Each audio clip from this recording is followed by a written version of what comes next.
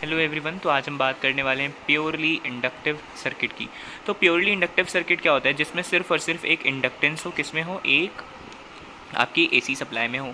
ठीक है, तो ये आपकी एक एसी सप्लाई हो गई, सॉरी एसी, और यहाँ पे आपका एक इंडक्टेंस लगा हुआ है एल। ठीक है, तो यहाँ पे हम लोग बात करने वाले हैं इसके बारे में। तो यहाँ पे अगर आपको फॉर्मूला रिमेंबर हो क्लास 12th वाला कि E is equals to, hello भैया धुंधलेपन की बीमारी, E is equals to minus L D I by D T. क्या है ये? Faraday's law of electromagnetic induction. ठीक है, तो ये मेरा है E is equals to minus L D I by D T, या फिर जो 12th में हैं उनको तो खैर पता ही होगा। तो ये फॉर्मूला जब आप अप्लाई करोगे तो इसको E क्या होता है? मेरा वोल्टेज होता है E M F, E is equals V is equals to minus L D I upon D T. ठीक है, तो इसको रीअरेंज कर लेते हैं। कैसे हो जाएगा ये? देखिए, D I is equals to V by L D T. ठीक है, ये हो सकता है। और डी आई को इंटीग्रेट कर दिया तो ये तो आई हो गया। और v क्या होता है मेरा? V M sine omega T होता है। v is equals to V M sine omega T by L, और ये होता है डी टी। तो डी टी के रिस्पेक्ट में जब आप इसको इंटीग्रेट कर देंगे तो डी टी के रिस्पेक्ट में आप कर रहे हैं तो ये क्या हो जाएगा? देखिए, V M as it is हो जाएगा, साइन का हो जाएगा cos omega T minus cos omega T. यहाँ पे एक नेगेटिव का साइन आ जाएगा।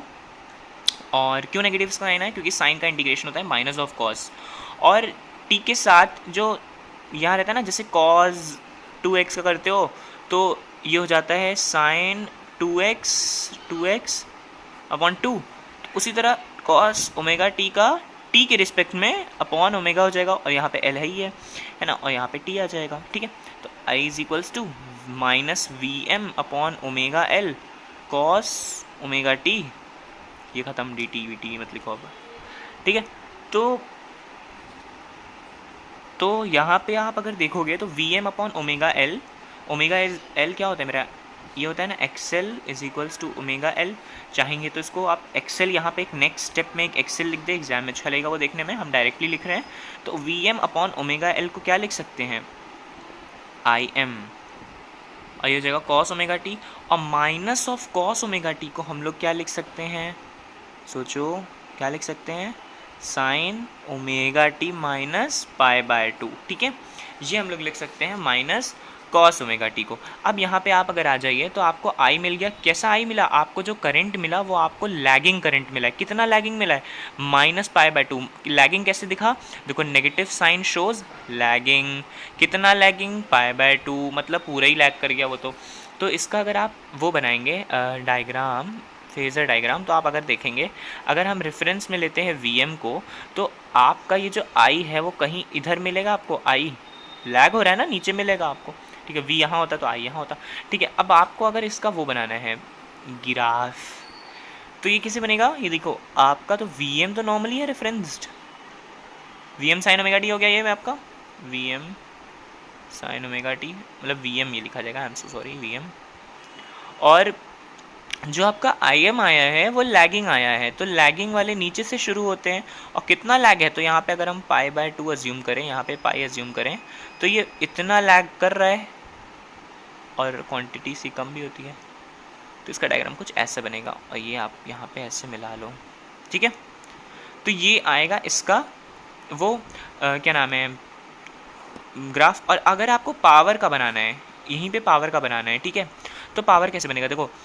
देखो यहाँ पर ऐसे लेके चलोगे, एक साइकिल पाई बाय 2 पे, फिर एक साइकिल ये वाली है ना, ऐसे। तो ये देखो, यहाँ पे एक नेगेटिव है और एक पॉजिटिव है, तो पॉजिटिव इंटू नेगेटिव, नेगेटिव तो पहला आपको जो मिला वो ऐसे मिला, सेकंड फिर आपको ऐसे मिलेगा, आप मिला लेना कैसे मिला। पहला मैंने बता दिया, बिल्कुल सेम वैसे ही है, ये ऐसे चलेगा। ठीक है, ये हो गया आपका पावर। अब हम लोग निकालेंगे पावर। अब ये जो मेरी पावर है वो क्या होती है? V M I M sine omega T into sine omega T minus pi by 2। अब ये क्या लिख दिया हमने? आफत। ये वही लिखा है हमने पीछे वाला, V M sine omega T, I M sine omega T minus pi by 2। तो यहाँ पे अगर हम देखें तो यहाँ पे ये हमने कैसे लिखा था, ये हमने लिखा था V M I M sine omega T, पहले तो लिख लेते हैं। ये जो हमने लिखा था ये हमने माइनस कॉस ओमेगा टी की वैल्यू लिखी थी, तो यहाँ पे माइनस कॉस ओमेगा टी लिख देते, थोड़ा सा जल्दी चल रहे हैं।